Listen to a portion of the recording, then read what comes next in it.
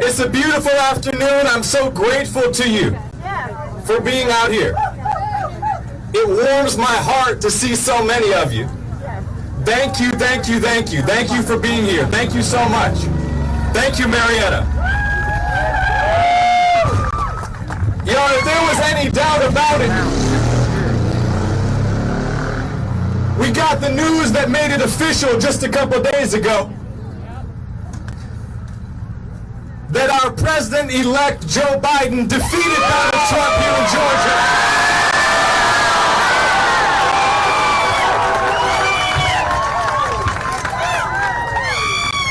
Because change has come to Georgia. Change is coming to America. And retirement is coming for Senator David Perdue. Retirement is coming for Senator David Perdue.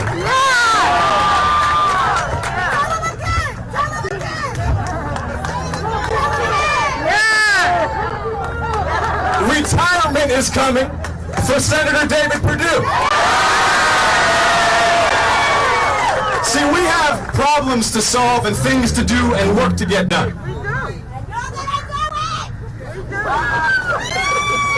And as the dust settles on this presidential race, we can't lose sight of the fact that we're living at a moment of crisis and a moment of tragedy.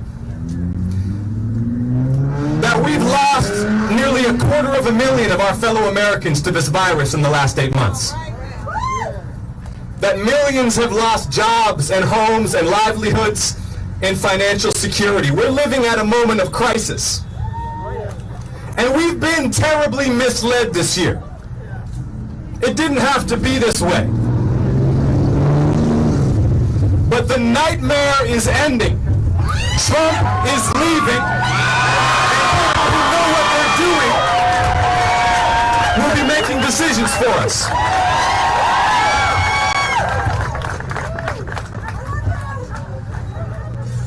Now, speaking of Senator Perdue, I debated Senator Perdue in Savannah a few weeks back. And I asked Senator Perdue some very simple questions.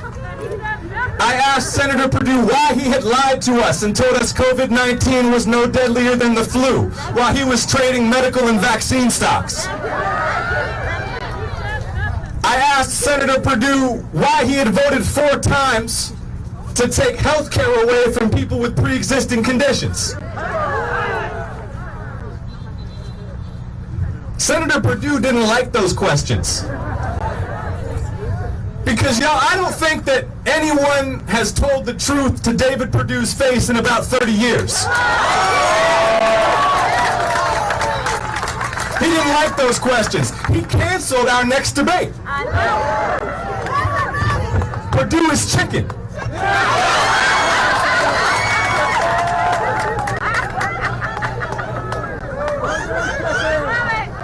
And then last week I challenged David to 3 debates during this runoff. And I just learned about a half hour ago that he's refusing to show up for the Atlanta Press Club debate.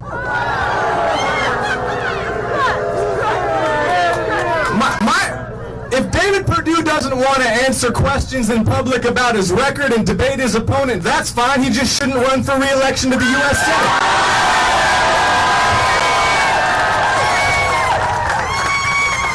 Isn't that the bare minimum that we expect from people who serve us? Like, I don't promise to always vote the way everybody wants me to.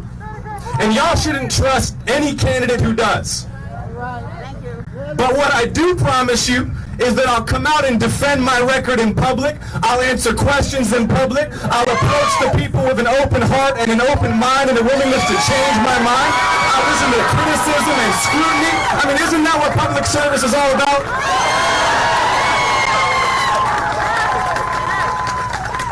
Imagine being a sitting U.S. Senator, too much of a coward to debate your opponent in public. But then again, how does Senator Perdue defend the indefensible? See, actually, we have better things to talk about than David Perdue. Like what happens next. Because like I said, he may not know it yet, but Donald Trump is leaving. We don't even have to talk about Donald Trump anymore. Imagine that. We don't have to talk about Donald Trump anymore.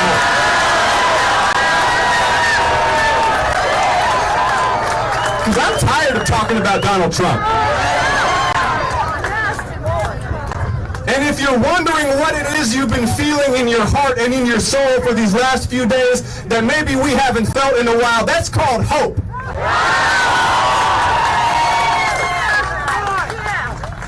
Because now it's up to us to define the next era in American history.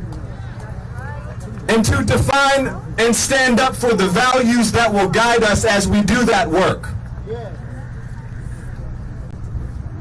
Because I believe, and I suspect you believe too, that human health is a human right and not just a privilege for those who can afford it.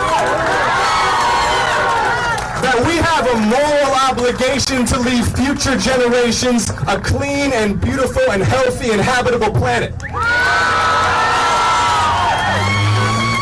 That we have an obligation to secure equal justice under the law for every American, regardless of race and regardless of class.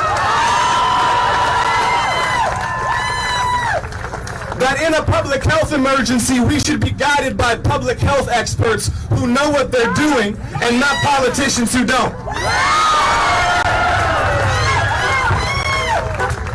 But in order for us to make any of that happen, we have to win these 2 U.S. Senate races.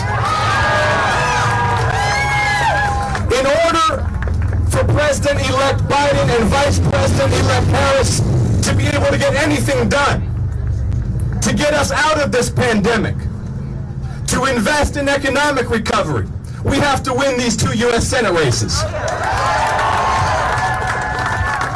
In order for us to make sure that every Georgia family has the health care that they need, in order for us to invest in infrastructure and clean energy, in order for us to defend the privacy of women's health care and Roe v. Wade, we have to win these 2 U.S. Senate races.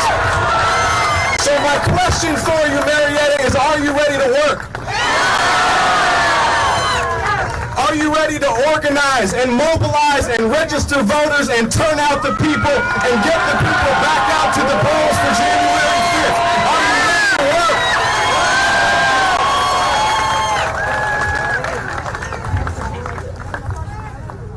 We're ready. Carlotta is ready. It's now my pleasure to introduce a friend of mine. Someone who is a moral leader for our state and for our country. Someone I've had the privilege of getting to know over these last few months. Someone I know I'll be spending a lot more time with over the next 2.